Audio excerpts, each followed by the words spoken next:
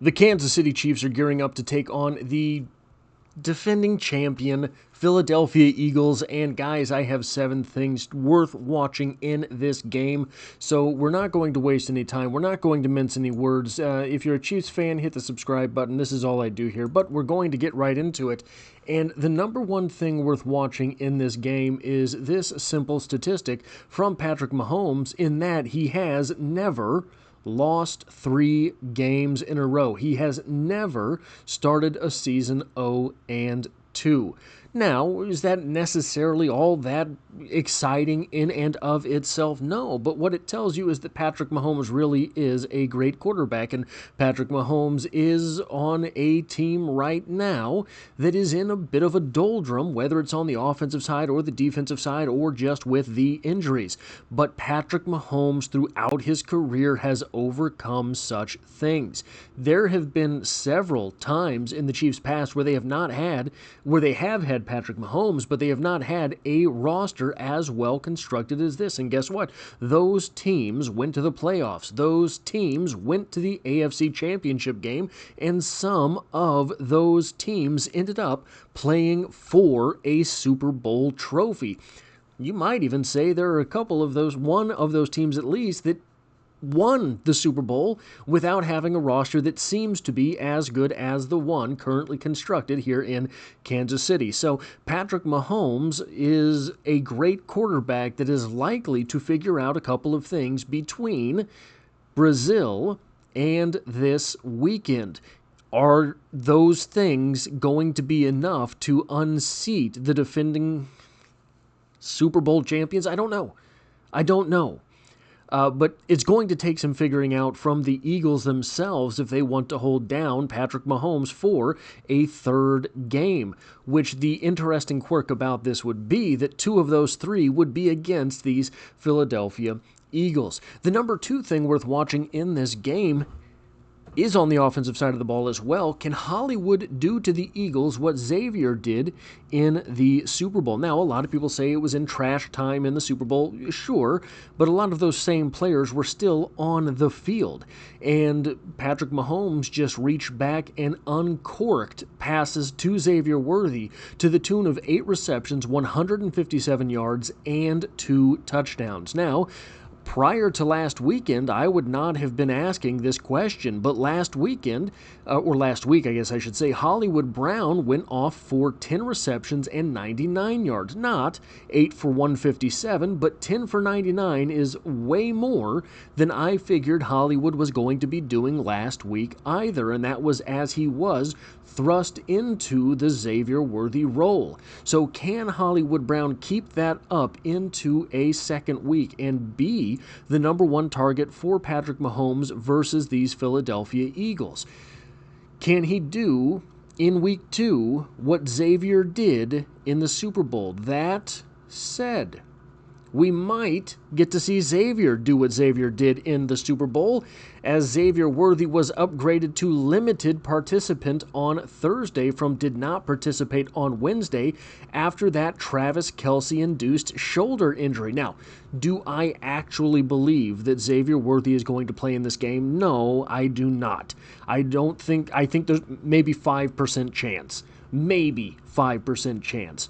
That said, it is a promising thing to see XAVIER Worthy upgraded already. The only player that is definitively out for this game is Jalen Royals, who did not participate on Thursday either. And Andy Reid even said about Jalen Royals, it would likely be a pretty big stretch to see him on the field.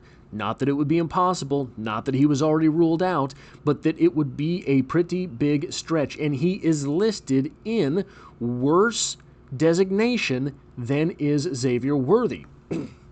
That said, to look at this list and see the top 3 listed players there, Jalen Royals, XAVIER Worthy, and Hollywood Brown, all listed, makes me a bit queasy as a Chiefs fan. But one thing worth noting from this report as well, Omar Norman Lott listed as a full participant each of the last 2 days. With that ankle injury, I think it is likely we will see Omar Norman-Lott take his first snaps of this season. Can he provide the pass rush from the defensive tackle spot that we did not get last week, even, I dare say, from Chris Jones? Chris Jones did create a lot of push last week, as did a lot of the defensive linemen, better than last season, but no one got to the quarterback except for George Karlaftis. So at least as far as the defensive line is concerned. So getting Omar Norman-Lott back on the field to get his first NFL reps versus the defending Super Bowl champions would be something pretty good to see if you're a Chiefs fan. Which leads us right into number 4 here. Drew Tranquill ended up getting 2 sacks versus the Chargers, and the defensive line did get more push than they did last year, but they were largely absent from making a direct impact on the game. And that goes for Chris Jones too. Can the defensive line get more done versus Philly than they did in Brazil? Can we see Ashton Gillotte get more reps than the 9 he played versus the Chargers? I believe it was 9, somewhere in there, 6 to 9, somewhere in there. But I believe it was 9 reps versus the Chargers, and he looked good in that time. In just 9 reps, he made a solo tackle, and he got a pressure. So I think probably he earned himself a little bit more playing time, at least up into the double digits. Now, number 5 here, we're going to get into something that gets me into trouble sometimes. We're going to get into some RAS scores, but it's going to be entertaining. It's going to perhaps be terrifying, but it's going to be entertaining. The offensive line did a good enough job last week versus the Chargers. The rest of the offense was a little bit more iffy, and Hollywood Brown was threatening to take on the Sky Moore mantle, but once the offense got through those early game shakes, things got a lot better. The Chargers have a good defense, but they do not have the defensive line that the Eagles do. Obviously, Jalen Carter, who served the fastest one-game suspension in NFL history, is a really good player. But did you know this? Jordan Davis of the Eagles scored a perfect 10.0 RAS score. Now, he did not do the agility drills. Guys who go to Philadelphia apparently hate doing agility drills, but a 10.0 with a 9.92 score for height, because he is 6'6" and 3/10 inches tall, a 9.76 score for weight at 341 pounds. He had a 32-inch vertical at 341 pounds. He had a 10'3" broad jump, which scores 9.99 out of 10. A 10'3" broad jump at 341 pounds. He ran a 4.78 40-yard dash with a 1.63 10-yard split at 341 pounds. So I believe he will mostly be going up against Josh Simmons in this game, depending on the splits on the defensive line, depending on the strengths on the offensive line, things like that, but or the offensive unit. But I think probably we're going to see a lot of Jordan Davis versus Josh Simmons, so this will be a good chance for Josh Simmons to show off that super strength that he really does have. But we're not done with this Eagles defense. Nolan Smith had a 9.23 RAS score. Now, some of this is unfair because he's listed at defensive end. He would be a defensive end in a 4-3 defense, but he is a technical linebacker because he's the outside linebacker, 3-4 deep, whatever, right? But 6'2", 238, not great for defensive end, but that is fine for a linebacker. He had a 4.39 40-yard dash.